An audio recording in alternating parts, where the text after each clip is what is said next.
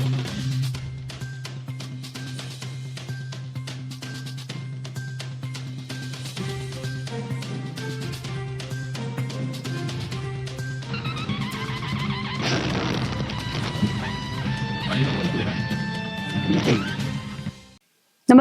आपण पाहता हिरकणी न्यूज.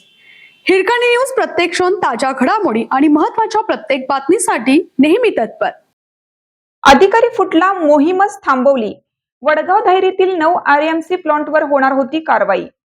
वडगाव धायरीतून 9 बेकायदा रेडीमिक्स सिमेंट आरएमसी प्लांटवर शुक्रवारी होणारी कारवाई महापालिकेतील एका वरिष्ठ अधिकाऱ्यांनी माहिती फोडल्यामुळे थांबवली. यामुळे प्रशासकीय वर्तुळात अस्वस्थता पसरली असून तो फुटीर अधिकारी कोण याचा शोध आता सुरू झाला आहे. धूळ निर्माण होऊ नये यासाठी आरएमसी प्लांट चालक नियमांचे पालन करीत नाहीत. प्लांट भोवती उंच पत्रे लावणे, झाडे लावणे, पाण्याचा मारा करणे, वाहनांची चाके धुणे, डंपरमधील खडी, सिमेंटमुळे धूळ उडू नये म्हणून वर कापड टाकणे अशा उपाययोजना करणं अनिवार्य आहे. नियमांचे पालन होत नसल्याने परिसरात राहणाऱ्या नागरिकांचे आरोग्य धोक्यात आलं आहे. गुदमरतोय श्वास या मालिकेतून सकाळने हा प्रकार चव्हाट्यावर आणला होता. त्यानंतर बेकायदा आरएमसी प्लांटवर कारवाई सुरू झाली. बांधकाम विभागाने धायरी वडगावमधील प्लांटवर कारवाई करण्याचा प्रस्ताव अतिक्रमण निर्मूलन विभागाला दिला. त्यानुसार शुक्रवारी दिनांक 17 रोजी पहाटे कारवाई करण्याचं नियोजन तयार केलं. ही फाईल विविध अधिकाऱ्यांच्या स्वाक्षरीसाठी पाठवली जात असताना एका अधिकाऱ्यांनी याची टीप प्लांट चालकांना दिली. त्यानंतर कारवाई थांबवण्यासाठी वरिष्ठ पातळीवरून सूत्रे हलली.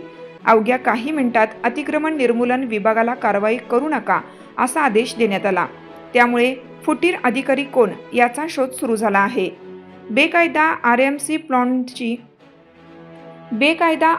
प्लांटची यादी बांधकाम विभागाने महाराष्ट्र प्रदूषण मंडळाकडे पाठवली आहे.